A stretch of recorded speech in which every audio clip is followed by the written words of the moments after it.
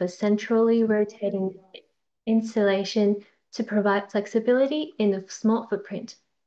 But this idea was not directly adopted into the final floor plan literally, but the idea of flexibility became the essence that's been extracted from this, and that leaves plenty of room for imagination by framing the space within the four anchors. That creates an outward-facing plans and also many possibilities of how the spaces can be used between the anchors. Now, moving on to the housing typologies, there are a total of 3 of them based on the study of the suburbs demographics. And that includes the studio, the family, and the elderly unit to encourage a demographic mix within the neighborhood. And across the network, studio is the largest proportion, considering the university students and the young professionals with the site's proximity to a campus and a train station. The spatial planning within the floor plan was a process of iteration to frame the suitable distance between the anchors for different ways of living. And first, it involves the dimension settlement of the anchors, which I adopted a 1.5 by 1.5 meter, 200 mil thick CLT wall module. This is designed to accommodate the smallest module across all of the typologies, which is the 2.4 by 1.5 meter bathroom. And then there was another process to design a restrained but suitable footprint to create enough space for the 3 typologies that are framed within the anchors. So the floor plan are adjusted to maximize the functionality. In the compact units, there's the determined fixtures placed around the perimeter of the anchors or even beyond to create an open central space. Whilst in like more generous family typologies, it's an centralized core kind of floor plan to preserve the open plan flexibility around the perimeter of the house. And in this iterative process, there's the modules of fixtures between the voids of anchors can be designed to suit the residents' needs. And it could be either a kitchen, a balcony, an extension into interior space, or a mix of all of them. So this modular logic enables an adaptable planning and a rapid cost-efficient construction with sustainable material. And bringing this all of them together is a village, kind of suburban village, of a network of collective freestanding houses in Melbourne. Thank you. Okay, thank you so much for your presentation. I actually have looked at your poster back in the exhibition, and I could say it was a very excellent project, and I'm actually very interested in listening to your project here Thank you. in in your presentation. Yeah. So actually, the question and answer session will be held like in 2 parts. So after 4 people presentation, there will be a question and answer. Is that okay with you, or do you need to go elsewhere? Yeah, I actually need to leave in a bit very soon. Okay, so So maybe for Eva, we can open the Q&A session right now. So everyone in the Zoom meeting, if you have a question, you can always raise your hand or write the question in the chat box.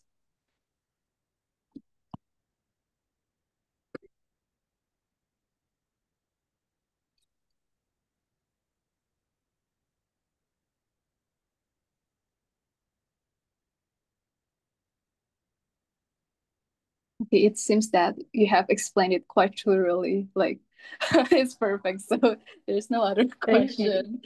Okay, thank you so much, Eva, for sharing your project with us. And we will go Thank on you. to the next presenter, which is Natalie Kaila Jinganita. She is chosen as the best final project. Okay, wait a minute. So we just have oke, Natalie, mohon maaf, tunggu sebentar. Ya, oke, Kak. Oke.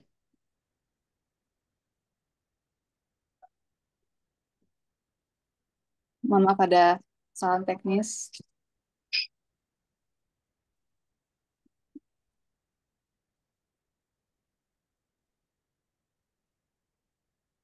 Oke.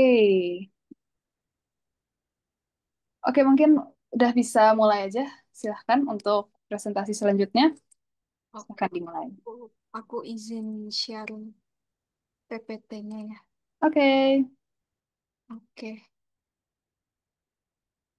sudah terlihat belum ya?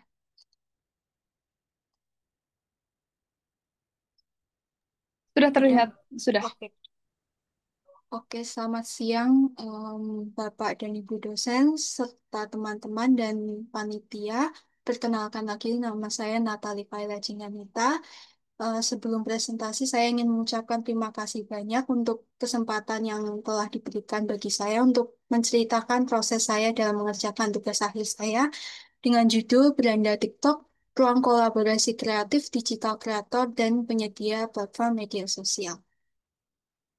Tugas akhir ini diawali dari isu di mana berkembangnya media sosial di Indonesia, salah satunya adalah media sosial TikTok yang sering digemari sebagai sarana hiburan tetapi juga menjadi sarana digital marketing dan juga e-commerce.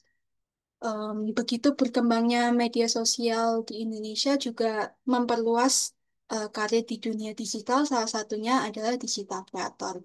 Dan dominannya media sosial dalam kehidupan masyarakat membuat digital creator dianggap terpercaya oleh publik. Maka dari itu, di zaman sekarang ini banyak perusahaan yang menggunakan digital marketing daripada marketing yang lebih konvensional.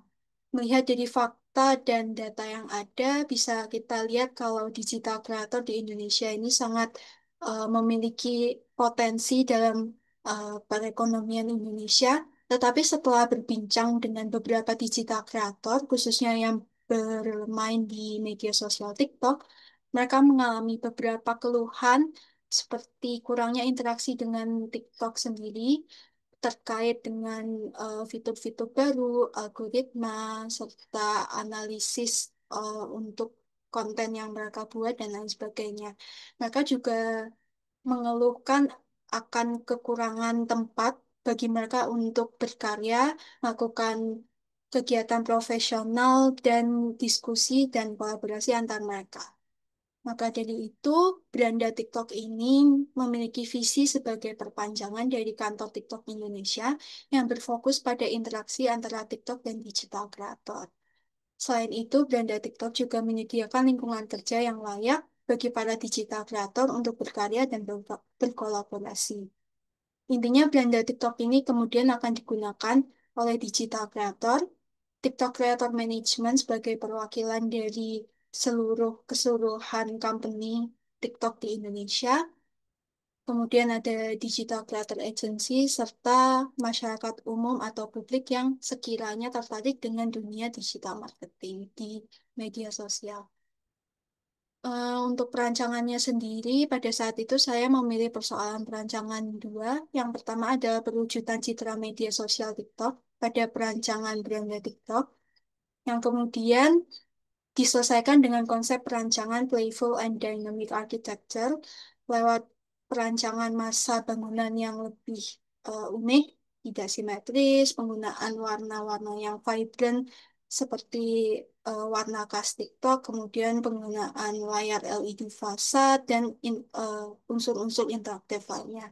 Selain itu juga menggunakan konsep flexibility in space untuk memaksimalkan fungsi ruang, seperti menggunakan rancangan open plan layout, kemudian modifiable dan modular furniture and partition. Untuk persoalan perancangan yang kedua, saya merumuskan perancangan Beranda TikTok sebagai pusat perkembangan digital kreatif yang terbuka, yang kemudian dijawab dengan konsep visual and physical permeability lewat eh, penggunaan material yang transparan, kemudian memperbanyak akses-akses pedestrian di sekitar eh, tapak, dan adanya ruang publik yang mengelilingi jalur-jalur pedestrian. Selain itu juga ada placemaking, yaitu perancangan ruang komunal yang memicu adanya interaksi internal dan eksternal di beranda TikTok itu sendiri. Untuk Kubernetes sendiri, saya mengawali dengan merespon konteks yang ada untuk disesuaikan dengan bentuk lahan, kemudian menggunakan proses substraksi untuk memberikan ruang publik terbuka di sudut lokasi yang merupakan titik pusat keramaian, kemudian menambahkan konektivitas antara dua masa bangunan dengan menambahkan lengkungan di masa bangunan, dan juga memberikan dimensi dengan adanya dinding miring dan atap berlengkung ganda, dan juga menggunakan fasad interaktif yang ditempatkan di masa lengkung serta shading device fasad di bagian timur dan barat bangunan.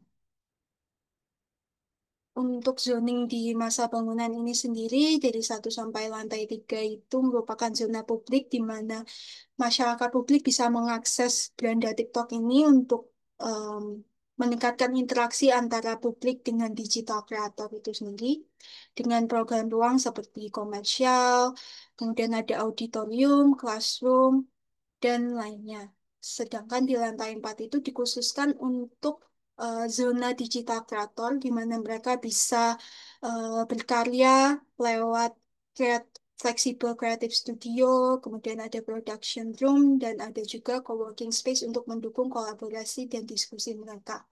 Kemudian di lantai 5 itu khusus untuk kantor sewa bagi digital creator agency.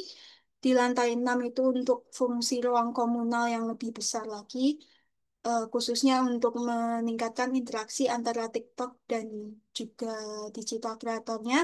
Di lantai 7 sampai 9 merupakan kantor dari TikTok Creator Management itu sendiri. Dan bisa dilihat pada presentasi saya, untuk suasana fleksibel kreatif studionya itu emang terkesan terbuka dan dibatasi oleh partisi-partisi eh, audio aja, sehingga ruangan-ruangan itu bisa dibentuk sesuai keinginan digital kreator dan kebutuhan mereka untuk berkarya lebih eksploratif lagi.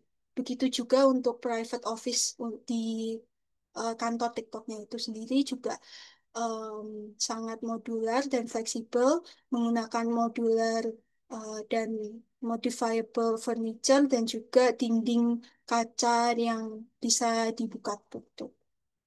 Untuk ruang publik yang ada di ground floor sendiri itu juga digunakan untuk interaksi antara publik dan digital kreator sekaligus mewadahi eh, para kreator ini untuk berkarya, untuk syuting konten atau melakukan kegiatan-kegiatan sosial lainnya. Dan bisa dilihat sendiri di Dena lantai 4 juga jarang terdapat dinding rigid di lantai ini, gunanya untuk memaksimalkan fungsi ruang nantinya, di mana nanti kalau ada perubahan itu bisa disesuaikan lagi dengan kebutuhan aktual si digital kreatornya. Oke, untuk fasadnya sendiri bisa dilihat di sini. Memang sengaja fasadnya itu dibikin di masa lengkung untuk menarik perhatian, di mana fasad ini merupakan transparan LED fasad, di mana nanti bisa mengandung eh, video-video atau konten-konten terbaru di TikTok, sehingga memberikan kesan juga placemaking pada tempat ini. Selain itu juga shading device yang berupa ulir vertikal juga memberikan kesan dinamis pada bangunan yang saya harapkan lewat eh, fasad itu untuk mencerminkan nilai TikTok itu sendiri. Dan juga bisa bisa dilihat dari render-render saya juga menggunakan berbagai warna TikTok, kombinasi warna TikTok di berbagai macam ruang publik dan ruang interior lainnya untuk menciptakan eh, identitas bangunan sebagai perpanjangan dari kantor TikTok itu sendiri. Sekian, terima kasih.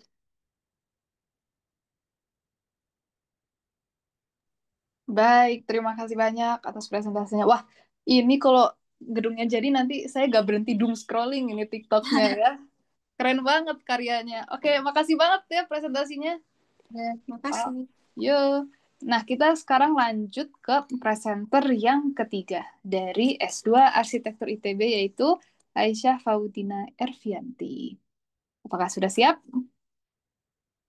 Ya, halo, terima kasih. Ya, oke. Saya izin share screen dulu ya. Oke, silahkan.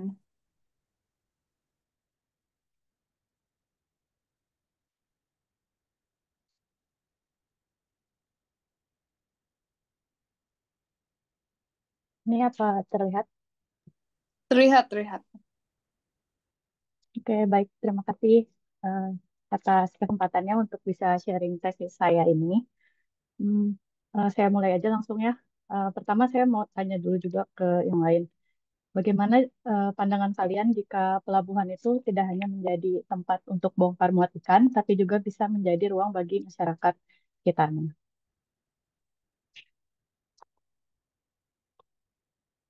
Hmm.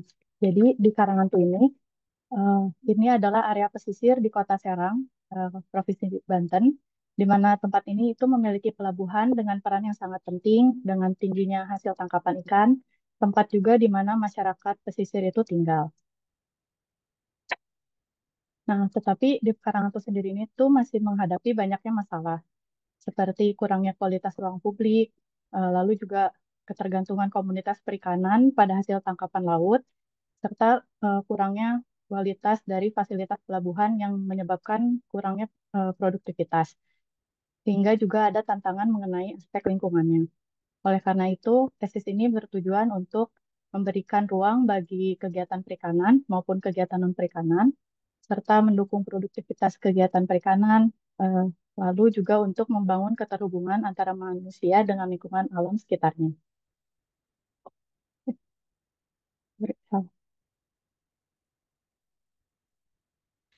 Nah, dalam pengembangan pelabuhan perikanan sendiri itu sangat berdampak pada masyarakat pesisirnya sendiri. Oleh karena itu, di sini saya mengambil pendekatan placemaking. Hal ini tuh dilakukan untuk eh, bisa menekankan keterlibatan komunitasnya sendiri, sehingga dapat menciptakan tempat dengan koneksi yang kuat antara komunitas, place-nya sendiri, yaitu pelabuhan, serta lingkungan di sekitarnya. Dengan menerapkan khususnya itu 5P Placemaking Framework, mulai dari analisis tapak maupun analisis pengguna, pendekatan placemaking itu bisa menjadi lebih implementatif dan juga dapat mengidentifikasi mulai dari people atau aktor yang terlibat, lalu juga menciptakan bagaimana proses yang kolaboratif di dalamnya, dan juga menentukan produk rancangan apa yang nantinya akan dibuat, hingga program apa yang nantinya bisa menjaga desain dari pelabuhan ini bisa tetap berkelanjutan. Dari framework ini nantinya dibentuk menjadi kriteria desain yang saya rangkum menjadi 3 strategi utama.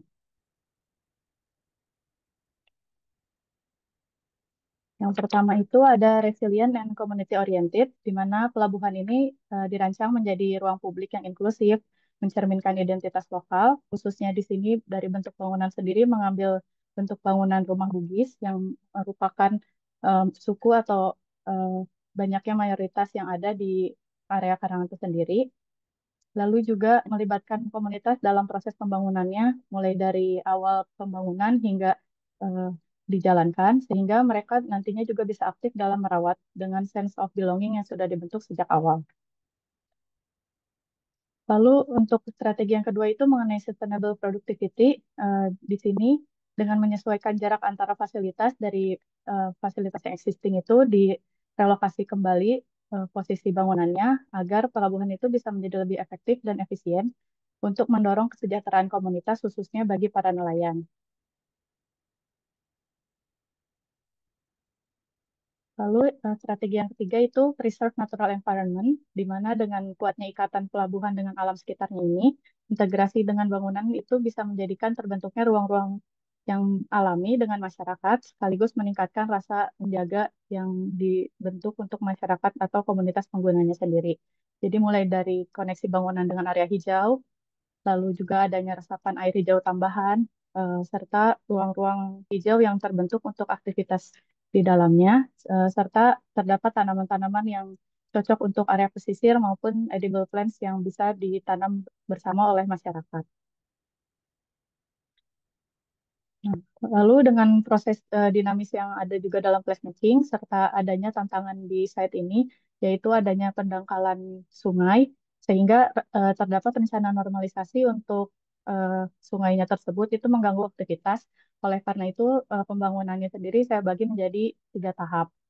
Yang pertama itu di tahap preparation, ini itu bangunan existing masih dipertahankan fasilitasnya, tetapi yang dibentuk di awal ini yaitu untuk membentuk organisasi komunitasnya serta menyiapkan pelelangan yang sementara untuk menghadapi normalisasi sungai tersebut.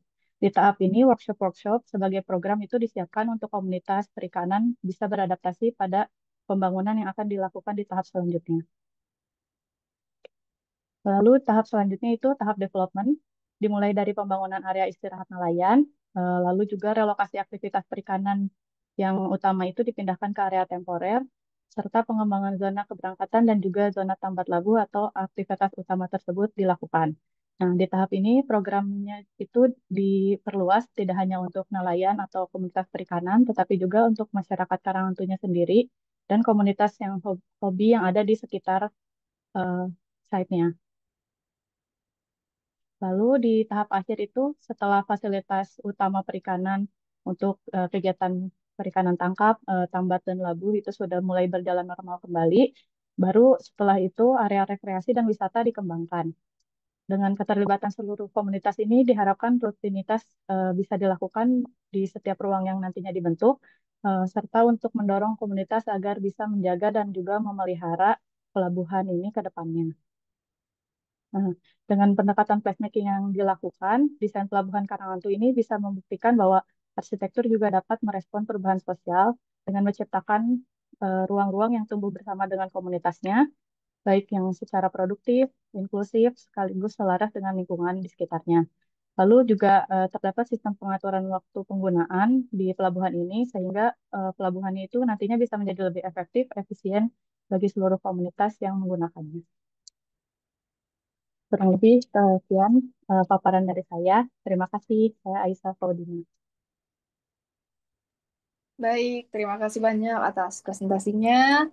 Oke, sebelum kita maju ke sesi Q&A, kita lanjut ke presentasi satu orang lagi, yaitu dari S2 Arsitektur Lanskap IPB, yaitu Ajeng Indira Mulia Paramita. Apakah sudah siap? Apakah suara saya terdengar ya? Terdengar. Ya, Oke, saya silahkan. share screen sebentar. Baik.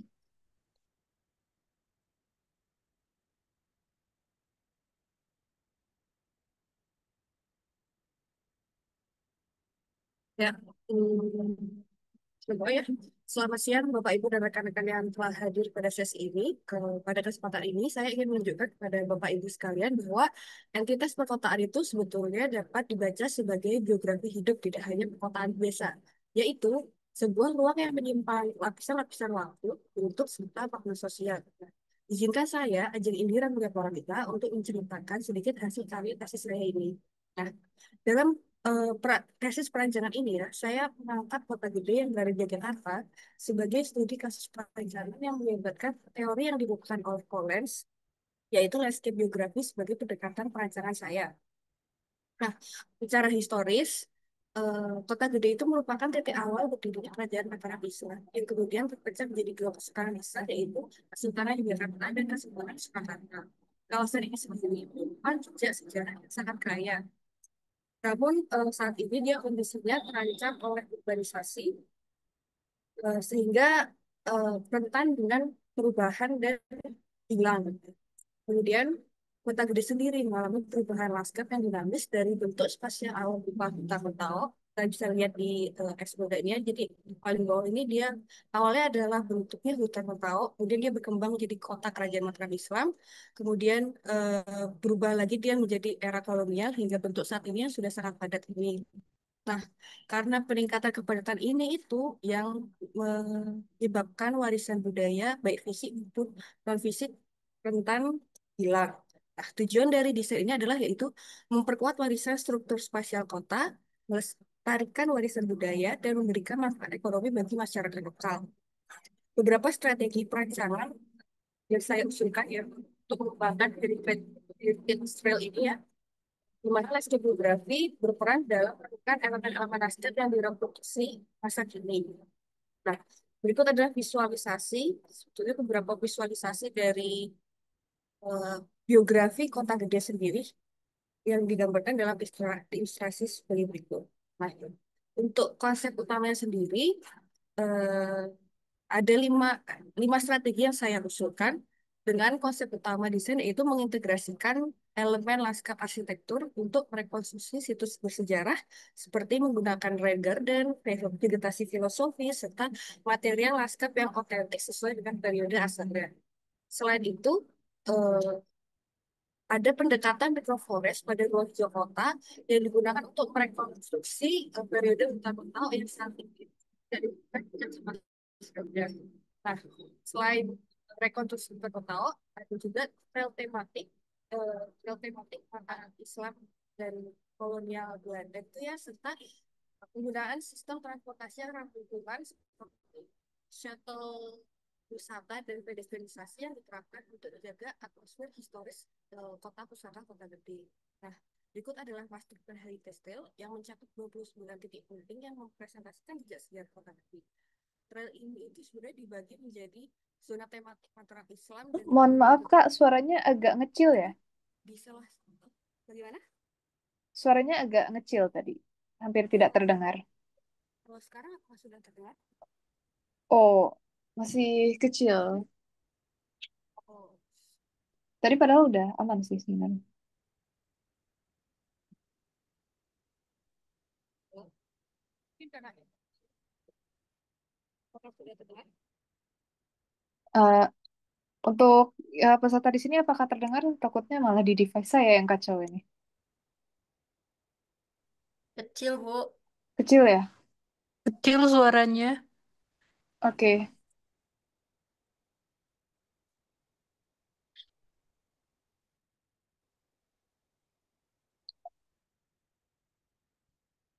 Saya menggunakan audio yang ini apakah bisa terdengar Oh, jelas? terdengar, terdengar. Saya lanjutkan ya untuk master plan tadi, saya ulangi kembali.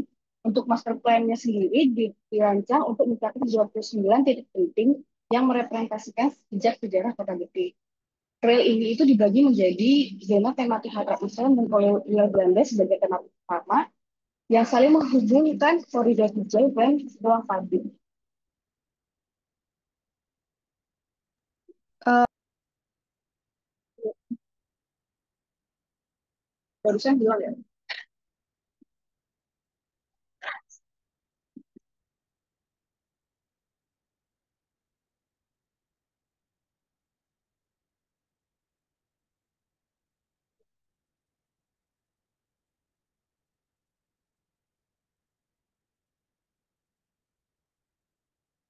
Kemudian ada konsep sirkulasi dari kawasan sendiri. Jadi eh, untuk mendukung atmosfer historis tadi, maka sirkulasi kawasan itu dirancang dengan konsep multimodal, yaitu dengan jalur khusus atau wisata dan kendaraan bermotor serta pejalan kaki. Khususnya di zona bergerak tinggi yang ada di dalam kotak berwarna biru ini, yaitu akses kendaraan bermotor dibatasi, guna mengembalikan pengalaman seksual soal kantor alami. Tujuannya untuk menjaga kualitas ruang publik dan akomodatif bisa jadi serta mengontrol kapasitas penduduk untuk tidak menjadi over delivery. Untuk penggunaannya vegetasi sendiri, untuk penggunaan vegetasinya sendiri itu dipilih berdasarkan nilai filosofis, sakralan dan vokalan dari vegetasi ini yang kemudian dikategorikan dalam 5 kategori untuk sebagai fungsionalnya gitu. Jadi ada tanaman-tanaman yang dia ditanam di tempat tertentu seperti tanaman sakar, kemudian tanaman yang khusus perebus, atau tanaman pembatas, tanaman pagar, serta tanaman oriental atau liar gitu. Nah, vegetasi ini tuh berfungsi membentuk koridor hijau yang memperkuat karakter tematik dan menciptakan suasana alami di area yang sudah padat pemukiman gitu. Nah, pemilihan tanaman sendiri juga itu menggunakan keseimbangan yang diajukan oleh rekomendasi UNESCO serta bentuk yang akan harus dilakukan. Untuk street furniture ya, untuk menguatkan karakter ruang tematik ya, street furniture ini dirancang dengan modular menggunakan material yang berbeda sesuai karakter tematik trailnya gitu ya. Tapi pada di antara sudut ini ada tower view yang nanti akan disebar di beberapa titik di luar kota sesuai master plan, guna menjadi elemen penting untuk memberikan perspektif visual terhadap struktur kota Catur Betapila. Sehingga dari sini nanti pengunjung itu dia bisa memahami lanskap kota gede dari ketinggian secara melihat. Kemudian untuk mempermudah perencanaan seluruh jalur-jalur ini, jalur-jalur ini menjadi tipologi utama. Yang setiap tipologi itu memiliki karakteristik yang merefleksikan masa Islam di dari rekonstruksi fundamental. Ini itu bertujuan untuk menciptakan pengalaman seksual dan mendalam. Nah, untuk pemaparan ini saya ambil contoh di dua contoh dari karena ini saya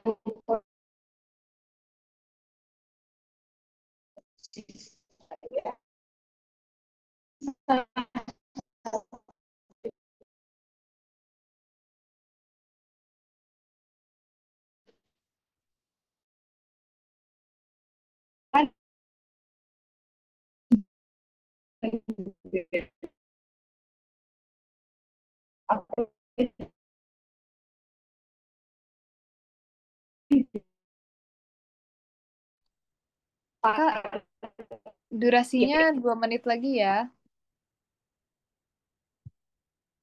Oh, oh, oke, malah sekarang mungkin koneksi dari Kak Ajeng Indira sedang terputus. Mungkin kita tunggu untuk rejoin lagi.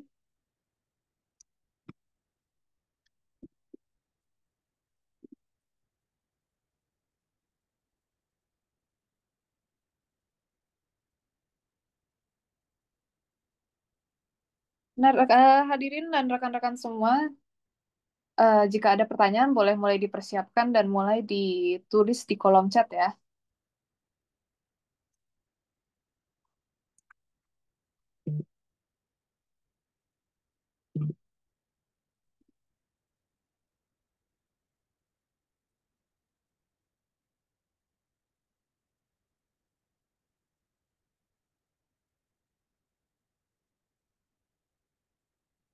Ya, mungkin sambil menunggu, apakah di antara rekan-rekan dan juga hadirin sekalian, apakah ada yang mau ditanyakan kepada presenter untuk sesi pertama ini?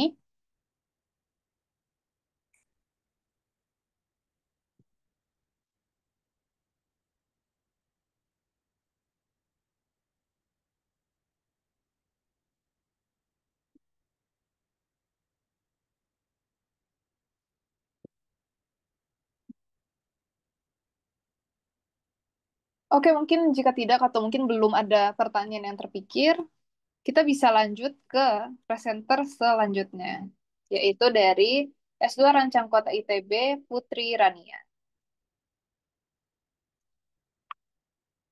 Apakah sudah siap?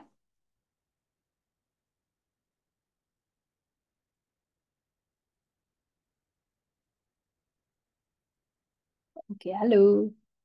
Silakan disiapkan. Halo. Oke, sebentar. Izin share screen ya.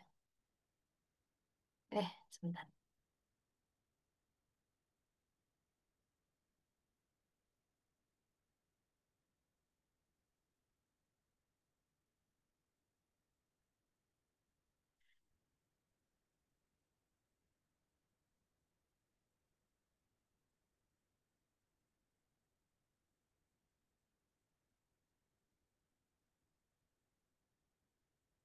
Apakah udah kelihatan, Kak? Sudah terlihat. Oke, saya mulai aja ya. Terima kasih sebelumnya buat para panitia Atria 2025. Selamat siang, perkenalkan saya Putri Rania. Hari ini saya akan berbagi terkait karya saya yang berjudul A Street for Wellbeing dengan studi kasus di Jalan Soekarno-Hatta, Kota Malang. Jadi karya ini dihubungi oleh panitia Atria bahwa untuk mewakili tesis terbaik kategori Rancang Kota Institut Teknologi Bandung. Motivasi saya sederhana sebetulnya terkait eh, mengapa mengambil restoratif cities dan juga koridor jalan sebagai tempat untuk intervensi desain, yaitu saya berpikirnya jalan adalah ruang publik yang selalu kita lewati gitu ya, berbeda dengan taman ataupun plaza yang sifatnya opsional. Koridor jalan ini tidak bisa dihindari dan hampir semua orang, baik itu mahasiswa, pekerja, masyarakat, anak sekolah pasti bersinggungan dengan jalan. Namun kondisi jalan justru sering membuat kita lelah secara fisik maupun mental, mulai dari karena adanya polusi, kebisingan, kemacetan hingga visual latar dari banyaknya reklame.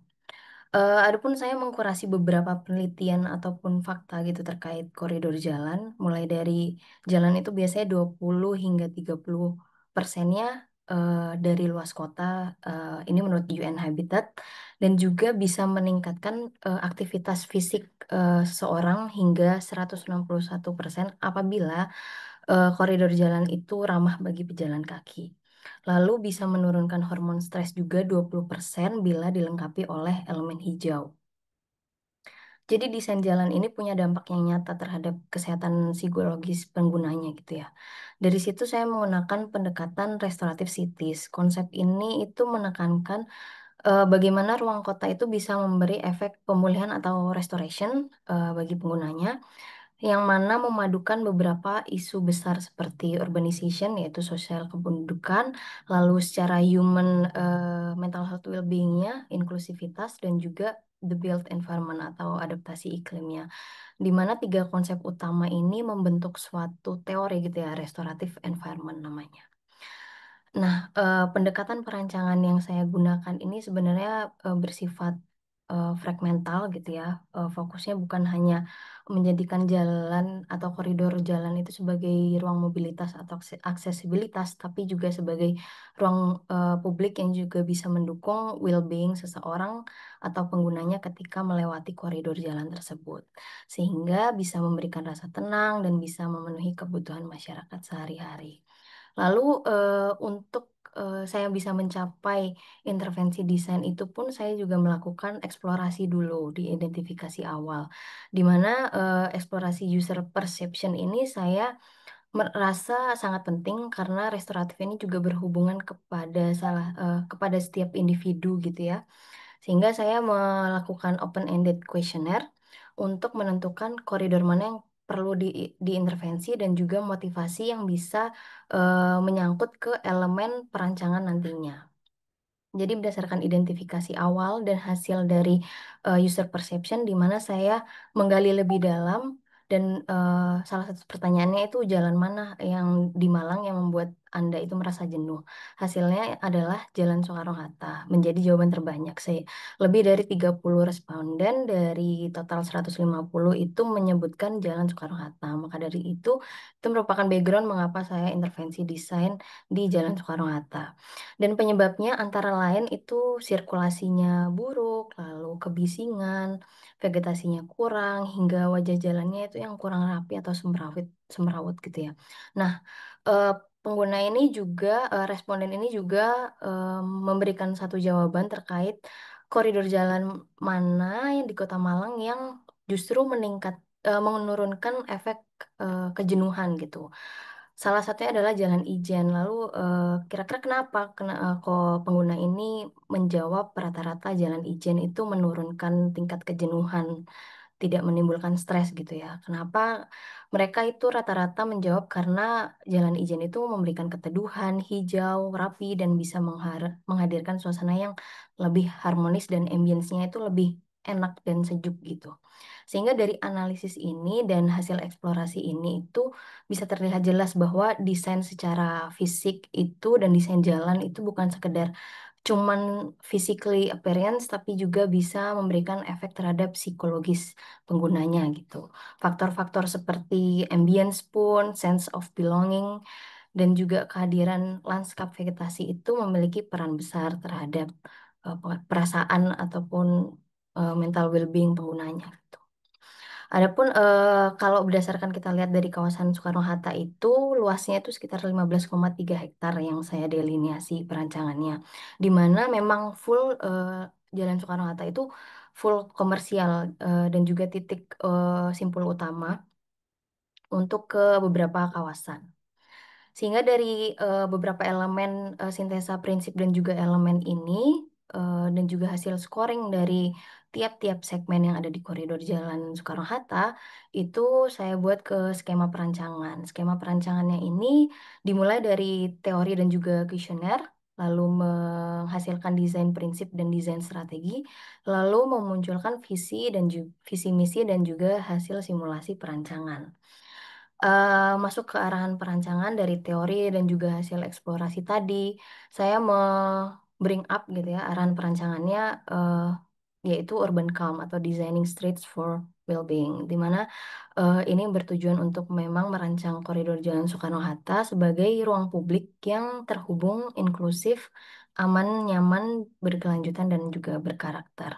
Dari visi besar ini, saya menurunkan ke 4 poin misi. Yang pertama ada sensoris, atraktif, inklusif, dan juga berkarakter. Di mana misi ini tuh hadir untuk bisa mengkonseptualisasikan supaya visi ini bisa tercapai gitu. Seperti yang sensoris itu nanti akan menghadirkan beberapa pengalaman lanskap yang mengaktifkan panca indera lewat jalur hijau biru, vegetasi ritmis, penentuan jenis vegetasi yang berdasarkan beberapa teori, salah satunya yaitu psychological color of vegetation. Lalu ada konsep mikro atraktif, yaitu menciptakan ruang interaksi sosial di mana disediakan beberapa elemen fisik seperti communal bench, pocket parks, dan juga zona aktivitas publik. Lalu konsep mikro inklusif yang mana ini memperbaiki kualitatif maupun kuantitatif sebuah jalur pedestrian di sepanjang koridor jalan, yaitu melebarkannya, lalu memberikan aksesnya yang lebih universal, menambahkan beberapa elemen pencahayaan yang lebih aman dan nyaman, dan juga beberapa buffer hijau. Dan terakhir berkarakter, karena untuk mencapai sense of place pun juga perlu adanya karakterisasi dari sebuah koridor yang mana bisa menciptakan aspek being away oleh pengguna dan ini diimplementasikan dengan memperkuat identitas lokal dengan mural, signage, ataupun vegetasi yang memang memiliki ciri khas untuk koridor jalan ataupun kawasan tersebut. Gitu. Ini merupakan beberapa hasil simulasi desain pengembangannya. Sehingga dengan strategi-strategi itu tadi, koridor jalan ini diharapkan tidak hanya fungsional ya, tapi juga menjadi ruang publik yang bisa memberikan efek em, restoratif gitu terhadap penggunanya. Ini merupakan beberapa hasil simulasi desain pengembangannya. Sebetulnya bisa dilihat before and afternya juga kurang lebih akan signifikan karena dari jalan yang padat dengan pedestrian yang sempit dan rusak gitu diharapkan bisa lebih koridornya itu bisa lebih teduh, lebih hijau, human scale, dan juga ada efek restoratif yang dirasakan bagi pengguna ketika melewati jalan tersebut gitu. Mungkin kesimpulannya bisa koridor jalan ini punya pengaruh langsung gitu ya terhadap kejenuhan dan juga efek well-being terhadap penggunanya.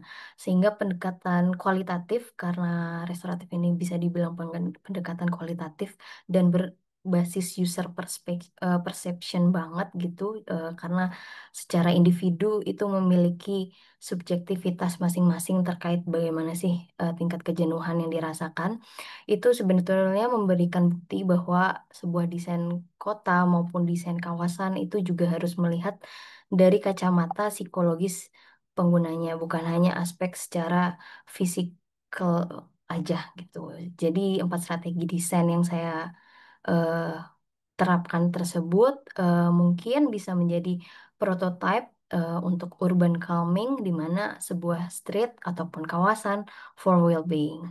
Jadi bagi saya inilah kontribusi kecil untuk membuka pandangan bahwa urban design atau kota itu bukan melulu hanya soal kota yang besar, tapi juga tentang jiwa-jiwa dan juga mental manusia yang tinggal di dalamnya. Sekian dari saya, kurang lebihnya mohon maaf. Terima kasih banyak atas perhatiannya.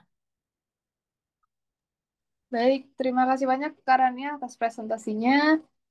Sekarang kita lanjut ke bukan tetangga ya, agak jauh juga sebenarnya dari UI, Universitas Indonesia. Ada teman kita yang namanya Ida Bagus Setia Swantika Diputra. Apakah sudah siap? Oke, sudah siap. Saya izin share screen ya, Kak. Oke, silakan.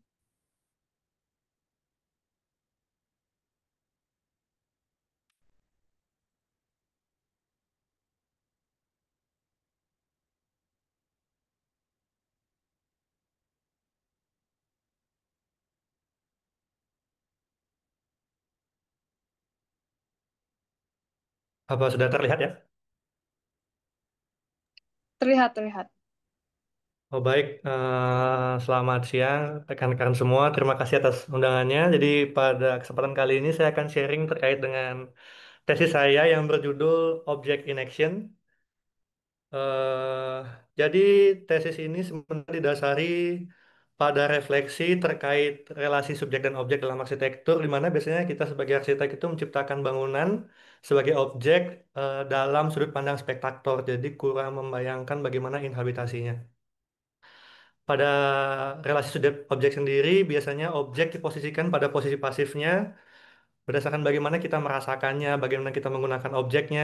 Sedangkan subjek sendiri diposisikan memiliki peran utama bagaimana dia merasakan, mengalami lingkungan sekitarnya. Namun tidak dapat dipungkiri dalam kehidupan sehari-hari kita menyerap informasi melalui indera kita, tubuh kita, dan sangat bergantung pada lingkungan sekitar. Di mana dengan demikian melihat objek sekitar itu menjadi komponen integral pada dunia sehari-hari kita. Dengan demikian, eh, berdasarkan hal tersebut, memosisikan objek tidak hanya pasif, dan juga dapat beraksi dan mempengaruhi pengalaman ruang kita sebagai subjek pada keseharian kita. Kemudian hadirnya aksi objek tersebut juga tidak terlepas dari eh, kualitas dari objek, di mana merujuk pernyataan Frank Lepori pada bukunya Architecture from the Inside Out, di mana melalui konsep of field terhadap pengakuan dari keberadaan kualitas maupun material mereka sebagai kekuatan aktif yang nantinya kemudian akan mempengaruhi pengalaman ruang dari subjeknya. Didasari pada refleksi tersebut, tesis ini meninjau kembali terkait relasi subjek-objek dalam arsitektur dan kemudian menelusuri potensi dari relasi subjek-objek sebagai basis dalam perancangan.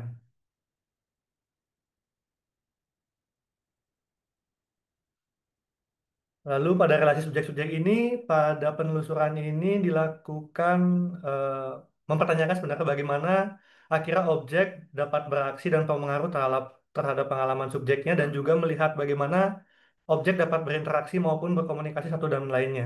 Jadi penelusuran ini nantinya akan berfokus pada bagaimana hadirnya aksi objek berdasarkan kualitasnya seperti formnya, meternya, eh, dan juga kemungkinan kualitas lainnya yang akan mempengaruhi konstruksi pengalaman ruang yang kita rasakan.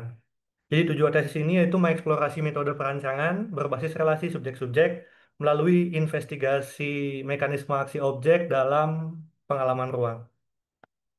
Jadi eh, penelusuran pada tesis ini menggunakan research by design di mana dilakukan studi kasus pada konteks perjalanan dan juga menggunakan kolase sebagai instrumen untuk analisis dan juga desain. Jadi konteks perjalanan sendiri itu diambil eh, sebagai studi kasus karena kegiatan berjalan itu dilihat sebagai proses membuat jalan melalui dunia dalam pembentukan. Jadi gerakan berjalan itu dilihat sebagai gerakan ritmis yang berresonansi dengan sekitarnya, dengan siapa kita berjalan maupun dengan apa yang kita lalui. Kemudian pertama dari studi kasus perjalanan ini, saya ambil di konteks di daerah Palakali, Depok, Jawa Barat. Jadi pada proses ini dilakukan investigasi aksi objek apa saja yang hadir dan mempengaruhi pengalaman perjalanan dari subjek. Jadi pada penelusuran ini diperoleh bahwa ada beragam aksi objek yang hadir, seperti contohnya dipengaruhi oleh kualitasnya, melalui formnya, bagaimana jarak antar jajaran kolom dan balok membingkai jalur dan visual kita selama berjalan sehingga dia menuntun kita dalam berjalan. Contoh lain seperti kemudian bagaimana mobil menghalangi perjalanan kita ataupun perbedaan material objek satu maupun objek lainnya seperti paving dan juga rumput yang seakan-akan menandai yang mana jalur yang bisa kita lewati ataupun seperti kemampuan lainnya seperti hmm, material yang reflektif seperti kaca maupun lantai yang memberikan ilusi optik terhadap kita seakan-akan eh, dikaburkan kepekaan kita di visual terhadap dimensi ruang yang kita rasakan. Selanjutnya ada penelusuran kolase, di mana penelusuran ini dilakukan sebagai upaya untuk mengeksplorasi lebih lanjut mengenai bagaimana sih susunan kualitas objek dan interaksi antar objek itu menghadirkan aksi dalam pengalaman ruang kita. Jadi dilakukan penelusuran melalui beberapa foto yang saya coba ambil dari galeri yang saya punya, kemudian eh, dilakukan analisis terlebih dahulu ada apa aja sih objek di sana, kualitasnya apa aja dan lain sebagainya. Setelah itu dilakukan upaya penyusunan foto-foto tersebut untuk melihat bagaimana sih potensi dari objek satu dan objek lain berinteraksi dan kemudian menghadirkan eh, pengalaman dari visual kita seperti apa. Jadi seperti contoh ini pada kolase ini menghadirkan aksi objek dalam mengaburkan frame satu dan frame lainnya melalui formnya mereka yang saling terhubung. Selain itu juga kemudian melihat adanya ketidakpastian dari fokus point yang hadir pada foto tersebut. Dari hadirnya multiple vantage point pada hasil kolase dari foto ini. Jadi berdasarkan penelusuran tersebut, akhirnya eh, mencoba dirumuskan bagaimana sih mekanisme aksi objek itu sebagai nantinya digunakan basis dalam perancangan. Jadi saya kemudian rangkum dilihat bahwa bagaimana aksi objek itu dipengaruhi oleh saat dia hadir membawa kualitas apa saja, kemudian melihat objek satu dan objek lain berinteraksi seperti apa sehingga menghasilkan aksi mereka dalam pengalaman ruang itu seperti apa sehingga eh, mempengaruhi reaksi kita dalam interaksi dengan objek tersebut. Jadi kurang lebih dirangkum demikian rupa. Jadi mekanisme ini nantinya akan digunakan dan coba didemonstrasikan pada desain di mana berdasarkan pada mekanisme ini kemudian coba didemonstrasikan pada konteks perjalanan, mencoba mendesain situasi perjalanan layaknya dalam permainan melarikan diri gitu. Mencoba membuat part skenario berdasarkan pada susunan kualitas objeknya, interaksi antara objeknya dan juga tiga kondisi utama yang yaitu ketidakpastian, uncertainty, incompleteness dan juga kontinuitas dalam perjalanannya. Hmm, Jadi pada desain ini dihadirkan empat skenario berbeda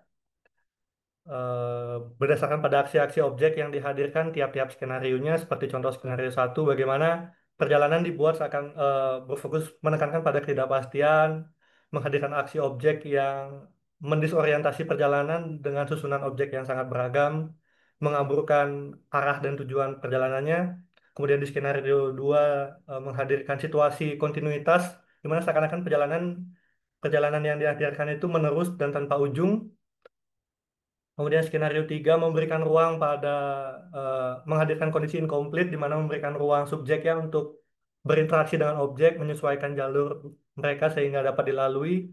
Yang keempat, kemudian skenario keempat mencoba lagi membuat alternatif lain dari bagaimana menghadirkan ketidakpastian pada jalur yang akan dilalui. Kemudian di sini coba divisualisasikan bagaimana hasil rancangnya, bagaimana pengalaman jika kita melalui rancangan tersebut melalui empat skenario berbeda yang menekankan pada incompleteness-nya, uncertainty dan kontinuitas, dan akhirnya menghadirkan bagaimana sih subjeknya berinteraksi dengan objeknya atas dasar bagaimana objek itu beraksi dalam pengalaman ruang. Mungkin kilas balik. Jadi tesis ini eh, mengeksplorasi metode perancangan berbasis relasi subjek-objek dengan mengajukan mekanisme aksi objek dalam arsitektur yang menghadirkan aksi objek dalam pengalaman ruang berdasarkan penelusuran yang dilakukan. Hmm, aksi objek hadir melalui kualitasnya, melalui interaksi antara objek dan juga kondisi ketidaklengkapan, incompleteness, ketidakpastian, uncertainty, dan juga kontinuitas yang diterima oleh subjek. Jadi kondisi tersebut akhirnya membuka ruang interaksi antar subjek dan objek dalam pengalaman ruang.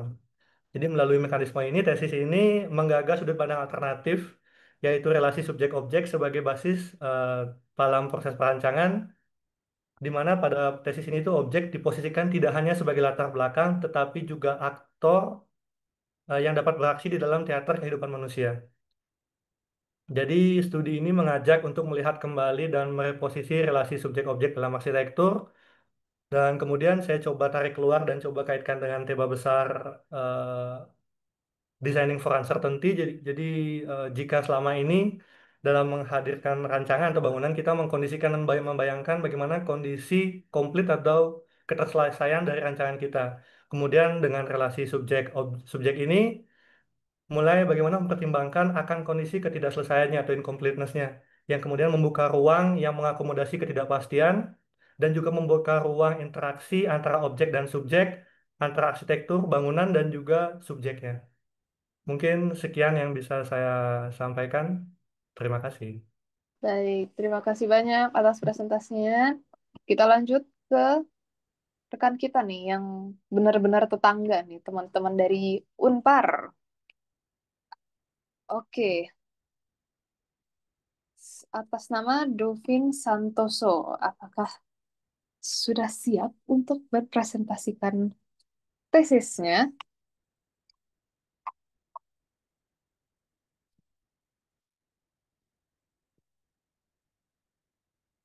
Oh, sebentar.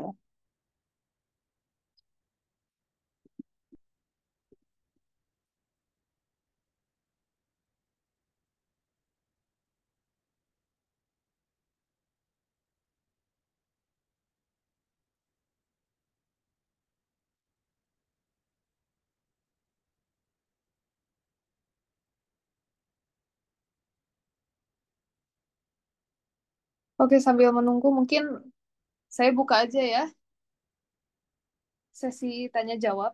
Jadi dari presentasi mungkin dari awal sampai sekarang, jika ada pertanyaan silahkan raise hand atau dituliskan di kolom komentar.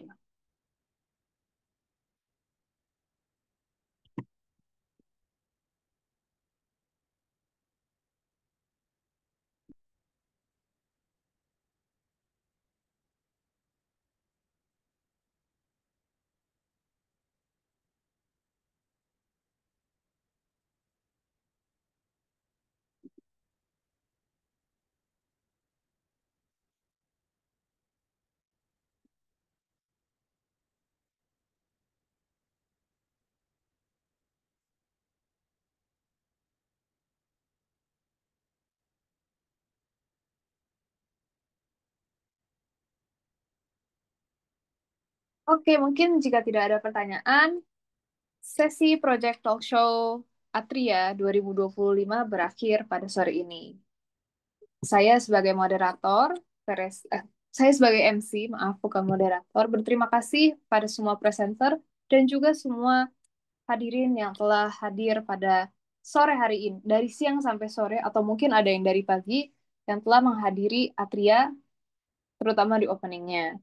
Tapi akan tetapi, Atria ini tidak akan berhasil tanpa bantuan dari sponsor dan juga media partner.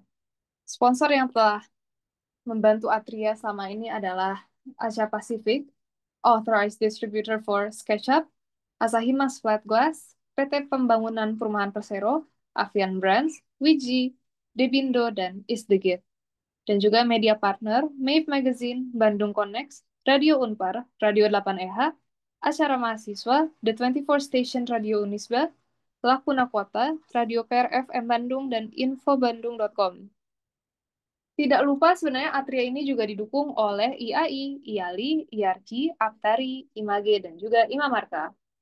Sebagai informasi, Atria ini tidak berdiri sendiri, tapi kami juga bekerja sama dengan pameran yang dilaksanakan di Galeri Arsitektur ITB atau di lantai 9B, yaitu pameran tribut untuk Bapak Danisworo.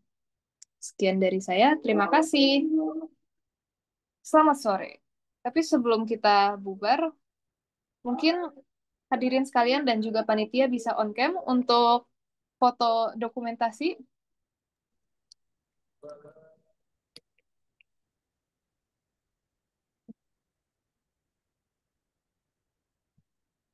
Oke, tim dokumentasi siap-siap ya. Semuanya harus pakai virtual background biar keren. Oke, baik.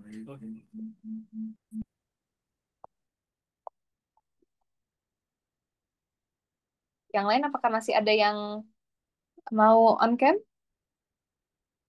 Ditunggu ya.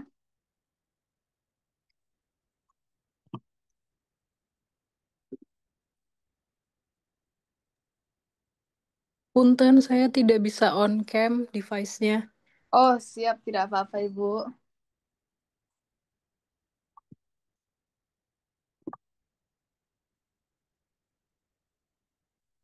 Oke, mungkin kita langsung foto aja dari tim operator. Silahkan.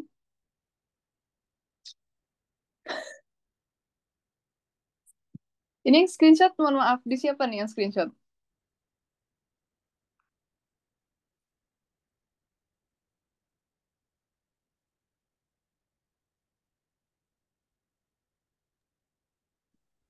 Cek. Ya, oke. Sebentar. Hitungan ketiga. 1, 2, 3.